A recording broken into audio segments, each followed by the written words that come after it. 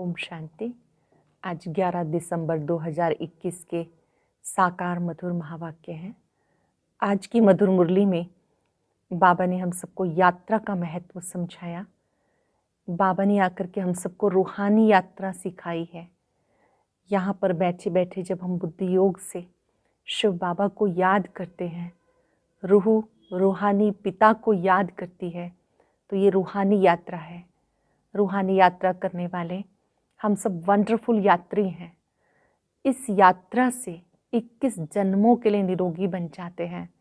पहले हम जिस्मानी यात्राएं कर रहे थे, रूहानी बाप ही रूहों को ये यात्रा सिखाते हैं।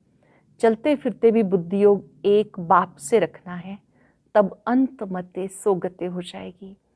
जो बच्चे अपने को आत्मा समझ बाप को याद करते हैं, याद से विकर्म विनाश होते हैं। इसी समय आकर बाबा बच्चों को सृष्टि के आदि मध्य अंत का ज्ञान देते हैं। निराकार शिव बाबा को आकर प्रकृति का आधार लेना पड़ता है, देह रूपी प्रकृति का आधार लेना पड़ता है। जब हम मूल वतन में थे तो अशरीरी थे। याद दिलाया बाबा ने, आप अकेले आए थे, अकेले जाना है। यहाँ पर रूहों की रूहानी पिता से वार्तालाप होती है। निराकारी दुनिया में आत्मा निराकार बाप के पास होती है। साकार में जब बाबा आते हैं तो प्रकृति का आधार लेकर बच्चों को कहते, तुम मेरे बच्चे हो, मैं तुम बच्चों को पढ़ाने के लिए आया हूँ। तुम बच्चों को योग बल से माया रावण पर जीत पानी है। पटाखों से रावण को नहीं चलाना, योग बल से रावण को चलाना है। याद में वो ताकत है जिससे माया रावण पर जीत प्राप्त करते हो। कछुए का मिसाल भी इस समय का है, भ्रमरी का मिसाल भी इस समय का है। भ्रमरी भू भू करती है, कीड़े को आप समान बनाती है। आप ब्राह्मण ब्राह्मणियां भी ज्ञान की भू भू करते हो, मनुष्य को देवता बनाते हो। ये कार्य बच्चों के सिवाय कोई कर ना सके। बाबा ने याद दिलाया, अब मैं तुम बच्चों को घर वापस ले जाने के लिए आया हूँ। मैं ही दिव्य दृष्टि दाता हूँ। बाबा स्वयं आकर तीसरा नेत्र देते हैं। दिव्य दृष्टि की चाबी बाबा के पास है। ये चाबी बच्चों के काम नहीं आती, बाबा के काम आती है, क्योंकि भक्ति में बाबा साक्षात्कार कराते हैं। बाबा कहते, मैं तुम बच्चों को भक्ति का फल देने के लिए आया हूँ।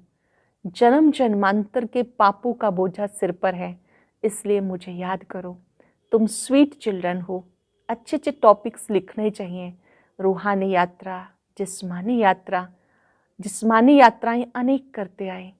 अब रूहानी यात्रा से आप 21 जन्मों के लिए निरोगी बनते हो। बाबा ही रूहानी सर्जन है जो ज्ञान योग का इंजेक्शन लगाते हैं, मन मनाभव का इंजेक्शन लगाते हैं।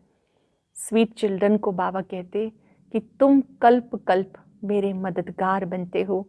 इस समय आप मददगार बने हो और कल्प कल्प बनते रहोगे। वरदान में बाबा ने सुनाया, अंतर स्वरूप में स्थित रहे, अपने व बाप के गुप्त रूप को प्रत्यक्ष करने वाले सच्चे स्नेही भव। आप अपने अंतर स्वरूप में जब स्थित रहते हो, अंतर्मुखी रहते हो, तो आपकी आंतरिक शक्तियाँ जग जाती हैं। आप पुरानी दुनिया से, देह से, पदार्थों से सबसे उपराम हो जाते हो। ये अंतर की स्थिति जो बच्चे बना लेते हैं वही सच्चे स्नेही हैं। ऐसे अंतर्मुखी अपने और बाप के स्वरूप को प्रत्यक्ष कर सकते हैं।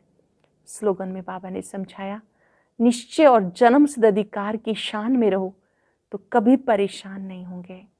निश्चय बुद्धि बनकर रहो। सफलता मेरा जन्म सिद्ध अधिकार है, इस स्वमान में रहो तो कभी परेशान नहीं होंगे। आज दृढ़ संकल्प करेंगे, चलते फिरते हमें रूहानी यात्रा करते रहना है और कोई भी बातों में परेशान नहीं होना, अपनी शान में रहना है। अब सुनते हैं मुरली विस्तार से। बाबा कहते, मीठे बच्चे, तुम अभी वंडरफुल रूहानी यात्री हो। तुम्हें इस यात्रा से 21 जन्मों के लिए निरोगी बनना है। तुम अभी वंडरफुल रूहानी यात्री हो। तुम्हें इस यात्रा से 21 जन्मों के लिए निरोगी बनना है। क्वेश्चन है, सतयुग में कौन सी चीज़ काम नहीं आती जो भक्ति मार्ग में बाबा के काम आती है? ऐसी कौन सी चीज़ है जो सतयुग में बाबा के काम नहीं आती पर भक्ति मार्ग में काम आती है? वो है दिव्य दृष्टि की चाबी। सतयुग में इस चाबी की दरकार नहीं रहती। जब भक्ति मार्ग शुरू होता तो भक्तों को खुश करने के लिए साक्षात्कार कराना पड़ता। उस समय चाबी बाबा के काम आती है। इसलिए बाप को दिव्य दृष्टि दाता कहा जाता है। बाप तुम बच्चों को विश्व की बादशाही देते हैं, दिव्य दृष्टि की चाबी नहीं। बाबा विश्व की बादशाही देते हैं, दिव्य दृष्टि की चाबी नहीं। गीता, मरना तेरी गली में, जीना तेरी गली में। ओम शांति। मीठे मीठे रूहानी बच्चों ने गीत सुना। रूहानी बच्चों को अंग्रेजी में कहा जाता spiritual children, spiritual father, spiritual children. अब ये तो रूहानी बच्चे जानते हैं, हम आत्माओं को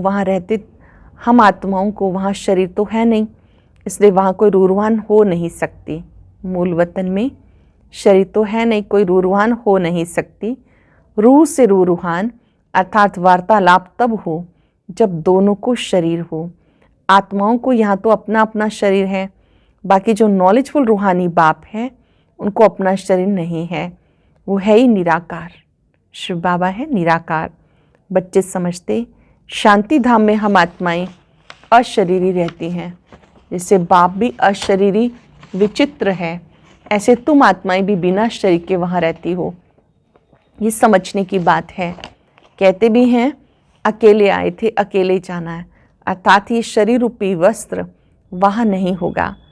आत्मा जब शांति धाम में रहती है तो अशरीरी है, शांति में रहती है। अब रूहानी बाप ये नॉलेज देते हैं, सारी दुनिया में रूहानी बाप और कोई है नहीं, और सभी जिस्मानी बाप। रूहानी बाप खुद कहते मैं अशरीरी हूँ। बात करते समय शरीर का आधार लेना पड़ता, भले शास्त्रों में अक्षर है प्रकृति का आधार लेना पड़ता, परंतु बाबा समझाते प्रकृति का तो शरीर बना हुआ है, मैं साधारण शरीर का आधार लेता हूँ। रूहानी बाप को रूहानी सर्जन कहा जाता है, क्योंकि याद व योग सिखाते हैं जिससे आत्मा एवं निरोगी बन जाती है। 21 जन्म कभी रोगी नहीं बनते। फिर जब माया का राज्य होता तो हम रोगी बन जाते हैं। बाबा आकर 21 जन्मों के लिए निरोगी बनाते हैं। बाप को यात्रा सिखाने वाला पंडा भी कहा जाता। हम वंडरफुल रूहानी यात्री हैं। इस रूहानी यात्रा को और कोई मनुष्य मात्र दुनिया में नहीं जानते। भारत खास, दुनिया आम, हमेशा ऐसे कहा जाता। खास हमें रूहानी यात्रा सिखाई जाती। कौन सिखाते हैं? Spiritual father. जिस्मानी यात्राएं मनुष्य जन्म जन्मांतर करते आए, कोई कोई तो एक जन्म में 2-4 यात्राएं भी करते हैं। वो कहेंगे जीव आत्माओं की यात्रा, यह है आत्माओं की यात्रा। ये बड़ी समझने की बातें हैं। चलते फिरते बुद्धि में बाबा को याद रखना है तो अंत मते सोगते हो जाएगी। अंडरलाइन करेंगे इस बात को। चलते फिरते एक बाबा को याद करो तो अंत मते सोगते हो जाएगी। बाबा की याद में हम बाबा के पास चले जाएंगे। अब तुम रूहानी बच्चों को रूहानी बाप ये यात्रा सिखाते हैं। गीता में मन मनाभव अक्षर है, परंतु उसका अर्थ भी कोई समझते नहीं। बाबा कहते हैं मुझे याद करो तो तुम्हारे पाप भस्म होंगे। फिर क्या होगा? तुम बच्चे जानते हो, हम याद से तमो प्रधान से सतो प्रधान बन जाएंगे। इस समय सब तमो प्रधान है, सारा झाड़ जड़जड़ीभूत हो गया। अब आत्मा सतो प्रधान कैसे बने? वापस घर में कैसे जाएं? वहाँ तो पवित्र आत्माएं रहती हैं। फिर यहाँ शरीर धारण करते रजो तमो में आती हैं। हर चीज़ की स्टेज होती हैं। गाते भी हैं दुनिया बदल रही है, इसको कहेंगे पुरानी दुनिया आयरन एज। नई दुनिया को कहा जाता गोल्डन एज सतयुग। अब बच्चों की बुद्धि में होना चाहिए जब सतयुग था तो आदि सनातन देवी देवता धर्म था, अभी वो धर्म नहीं है। जीटिज्म, इस्लामी था, बाकी सब भी बाद में आते हैं। युगों पे समझाया जाता। मुख्य 4 युग हैं, बाकी ब्राह्मणों का संगम युग गुप्त है, परम पिता परमात्मा आकर ब्राह्मण देवता क्षत्रिय धर्म स्थापन करते हैं। ये सब बातें बच्चों को याद रखनी है। अपना बुद्धियोग बाबा के साथ रखना है। ये सब बातें याद रखनी है, अपना बुद्धियोग बाबा के साथ रखना है। मूल बात है विक्रमाजीत बनने की। बरोबर हम सतो प्रधान पवित्र थे, असल में 24 कैरेट सोना थे, फिर सतों में आए 22 कैरेट बने, फिर रजों में 18 कैरेट, तमों में 9 कैरेट बने। सोने की डिग्री होती है, ये आत्मा की ही बात है। जैसे भ्रमरी छीछी कीड़ों को ले आती है, उनको बैठ आप समान बनाती है। भूभू कर मनुष्य से तुम भी देवता बनाते हो। भ्रमरी कीड़े को ले आकर घर में एकांत में बिठाती है, उसमें कितना अकल है। तुम्हारी आत्मा में ड्रामा अनुसार पार्ट भरा हुआ है। जानते हो, कल्प पहले भी रूहानी बाप से हमने रूहानी ज्ञान सुना था। कल्प कल्प सुनते रहेंगे, नथिंग न्यू। कल्प कल्प हमने रूहानी बाप से ज्ञान सुना, अब भी सुनते रहेंगे, नथिंग न्यू। ये भी बाबा समझाते। झाड़ को जानने वाला तो बीज है ना। बाबा आते हैं तुम्हें त्रिकालदर्शी बनाने, तीनों कालों की नॉलेज देते, तुमको जीते जी अडॉप्ट करते। जैसे कन्या को भी जीते जी अडॉप्ट करते हैं, ये हमारी स्त्री है। अब प्रजापिता ब्रह्मा की स्त्री तो है नहीं, तो ये अडॉप्ट होते हैं। परम पिता परमात्मा ब्रह्मा द्वारा अडॉप्ट करते। तुम भी कहते हो ये हमारा बाबा है।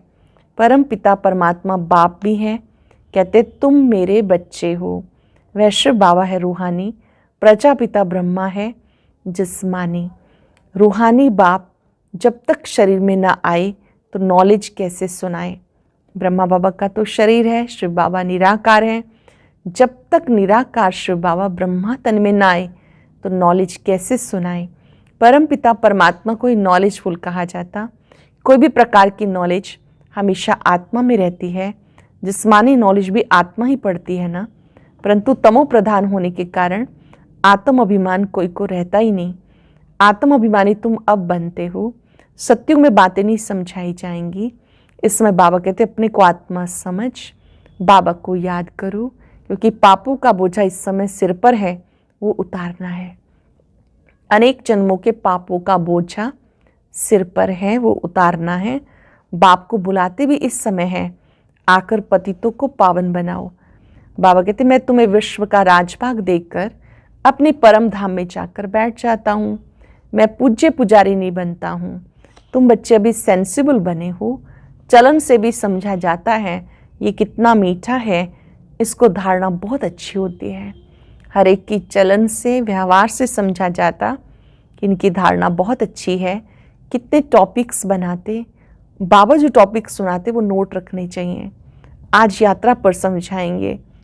यात्रा 2 प्रकार की होती है। यह नंबर 1 टॉपिक, मनुष्य सब जिस्मानी यात्रा कराते भक्ति मार्ग में, ज्ञान मार्ग में जिस्मानी यात्रा होती नहीं। तुम्हारी यह रूहानी यात्रा बाबा समझाते, तमो प्रधान से सतो प्रधान, तुम इस यात्रा से ही बनेंगे। तमो प्रधान से सतो प्रधान, इस यात्रा से बनेंगे। आत्मा पवित्र बनने के बिना घर नहीं जा सकती। सब आत्माएं यहाँ ही आती रहती हैं, जाति कोई भी नहीं। गवर्नमेंट को भी समझा सकते हो। सत्युग में जब देवी देवताओं का राज्य था तो एक बच्चा एक बच्ची होते थे, सो भी योग बल से।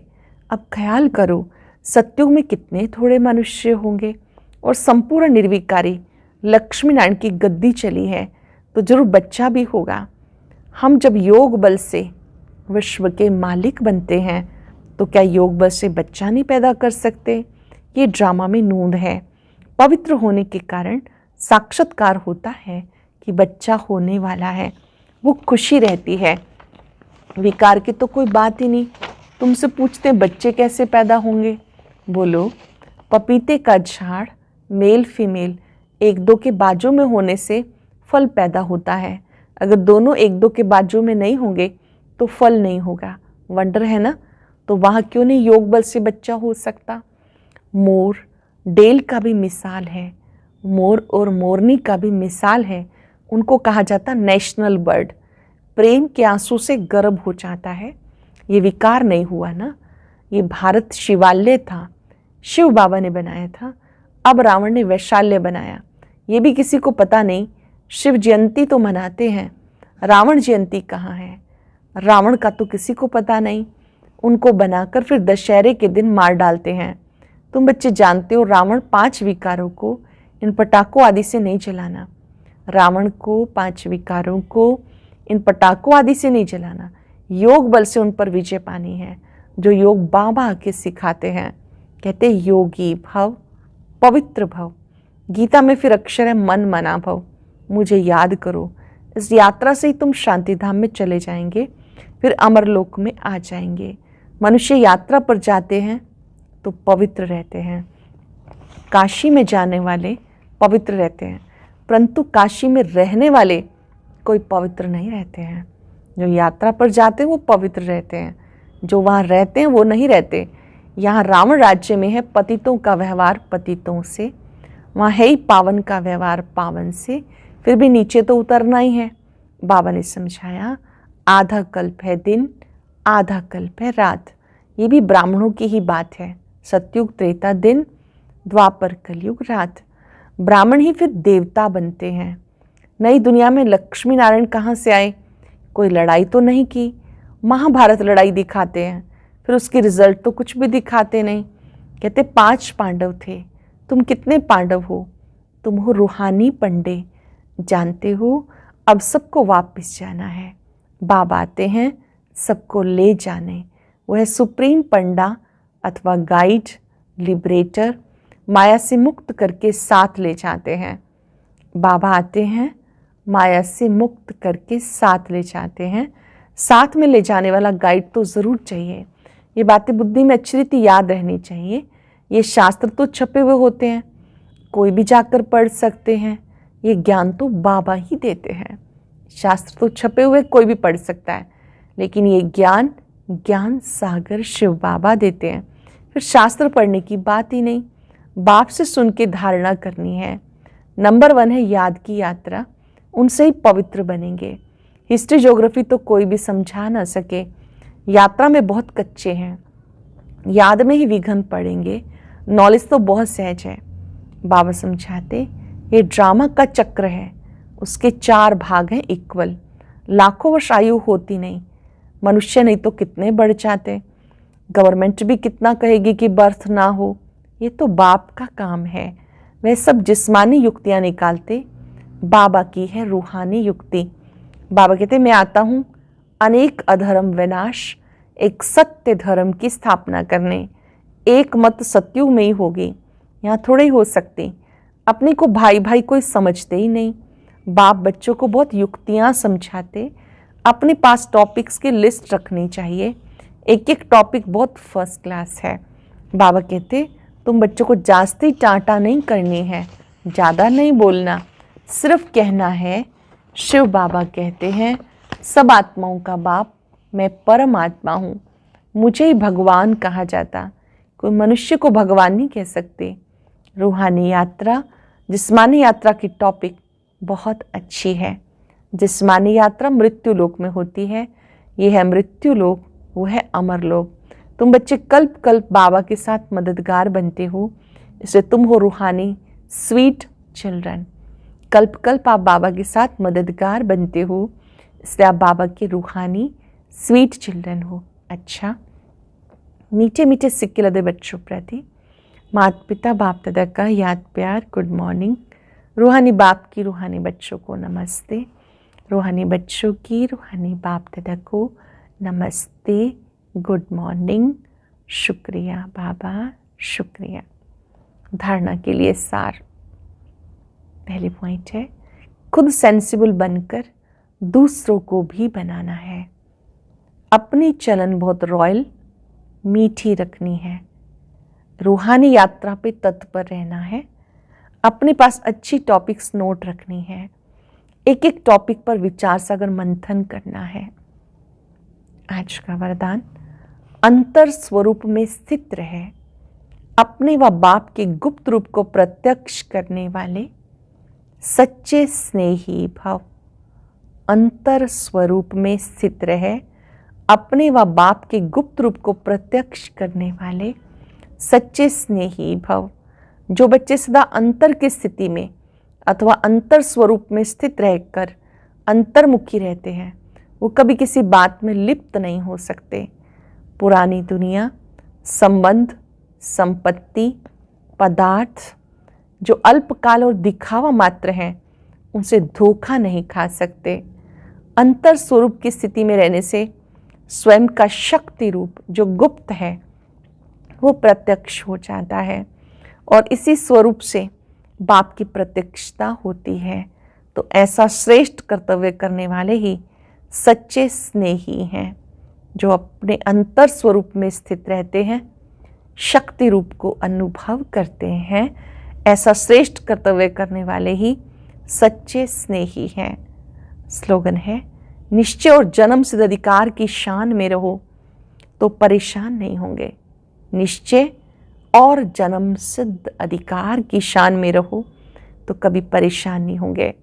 आज वायदा करेंगे, हमें कभी परेशान नहीं होना है, अपनी शान में रहना है। बहुत ऊंची हमारी शान है। मैं निश्चय बुद्धि विजयी रतन हूँ। सफलता मेरा जन्म सिद्ध अधिकार है।